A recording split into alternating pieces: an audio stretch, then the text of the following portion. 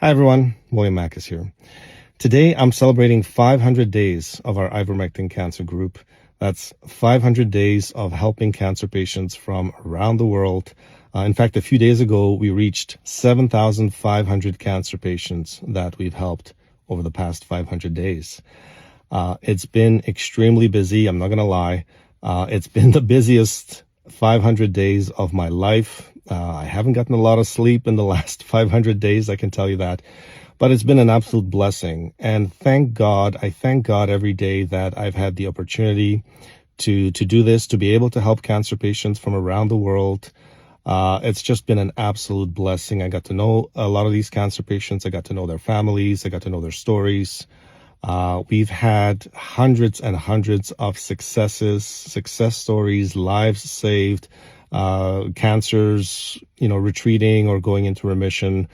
Cancer patients from around the world, from places in the world you wouldn't expect: Japan, India, China, Dubai, Saudi Arabia, Brazil, of course, in Europe, Romania, Albania, Italy, Germany, the UK, Australia, really like all around the world. And it just goes to show that, cancer affects people around the world equally. It doesn't matter where you are.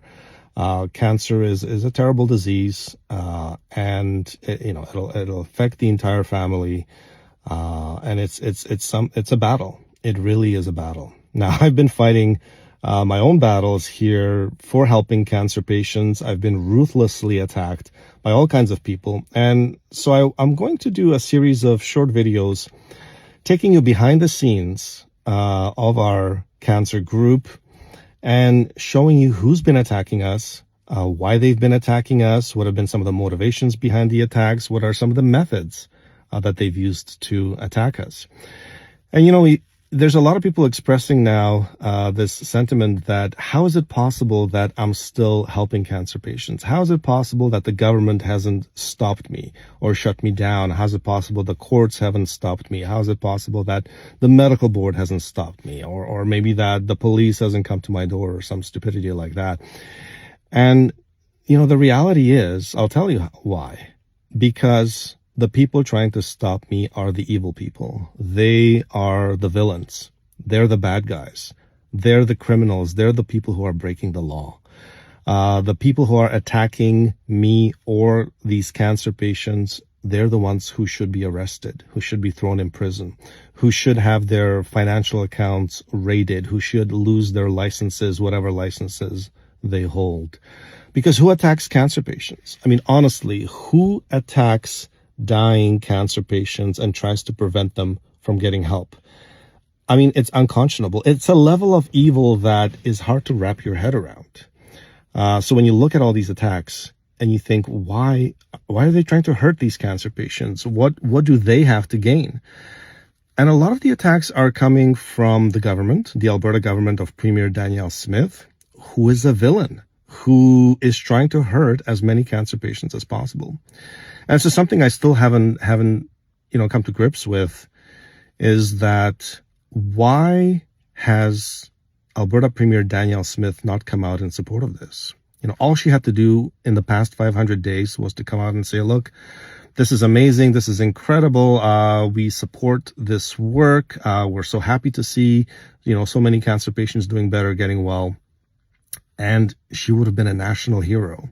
If Alberta Premier Danielle Smith had come out in support of my work and in support of these cancer patients, support the cancer patients themselves, she would have been the most beloved politician in Canadian history. She would have gone down as the most famous politician in Canadian history. She could have used it as a springboard for her run for the federal leadership of the Federal Conservative Party, maybe become prime minister one day on the back of this, the fact that she supported cancer patients and she helped cancer patients when they needed it. And that's what Florida Governor Ron DeSantis has done, his wife Casey DeSantis, for the Surgeon General, Dr. Joseph Ladapo. That's exactly what they've done, is they've come out in support of cancer patients and giving them an option, giving them options when they don't have any options, helping them when they don't have the help that they need. They've come out and said, look, there's something here. There's a lot of evidence here. We want to help cancer patients. We want to put patients first, not profits, which is what everybody else is doing. And we want to research. We want to properly conduct, clinical trials with ivermectin, mebendazole, fenbendazole, other repurposed drugs to really show and prove that they have efficacy, which is with all the preclinical research. Hundreds and hundreds of preclinical papers are showing so far. And so Governor DeSantis, Florida Governor, Florida Surgeon General, Dr. Joseph Ladapo, Casey DeSantis, they're going to be the heroes. They're going to be leading the charge in North America in cutting-edge cancer research. They're going to be the ones making a difference in the lives of hundreds of thousands of cancer patients already right now who are trying repurposed drugs, and potentially millions of cancer patients down the road. They're going to go down as the heroes in this story. Whereas Alberta Premier Danielle Smith is going to go down as the villain, as the person who tried to hurt cancer patients, who tried to stop cancer patients from getting help, who tried to criminalize ivermectin and failed abysmally when they showed up to court, and they try to commit fraud in court, and they try to rig a court decision. They try to claim that ivermectin is dangerous and they had no evidence to show before the judge, and they try to pressure the judge to issue a decision when the entire record wasn't in front of him, when the cross-examinations of the head of the Alberta Medical Board were not in front of him. They committed fraud. They committed a crime in court. Alberta Premier Danielle Smith and her team, they committed a crime in court. It's all documented, and I'm going to, expose it all in a number of videos that I'm going to do. And we're dragging them back to court very soon. Why would she do this? Why would this politician who had everything to gain and nothing to lose do the exact opposite and act against her own self-interest? That means there's other forces at play. Is she beholden to Big Pharma? Has she been bribed? Has she been threatened, pressured? I don't know. There's certain things that I have seen that are absolutely shocking. But, this is my home province. All she had to do was embrace the work I'm doing, make a positive public statement, and just left me alone.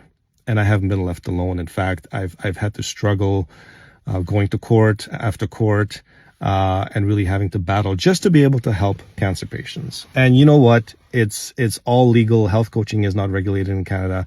The medical board has no jurisdiction over anything that I'm doing. So I'm going to be sharing all of that with you in the coming videos. But in this video, I just wanted to express my gratitude. I wanted to thank God, and I wanted to thank all of you for supporting me in this over the last 500 days.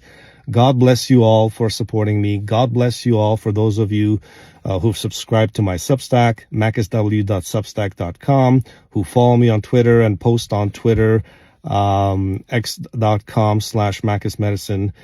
And who've supported me financially in my Give, Send, Go, who've supported me, and my lawyer in being able to, push back on these attacks and to be able to continue helping cancer patients. So thank you all. God bless you all. And I'm going to keep you updated through a series of videos, what's been going on with this incredible cancer group that is now 7,500 cancer patients strong. God bless.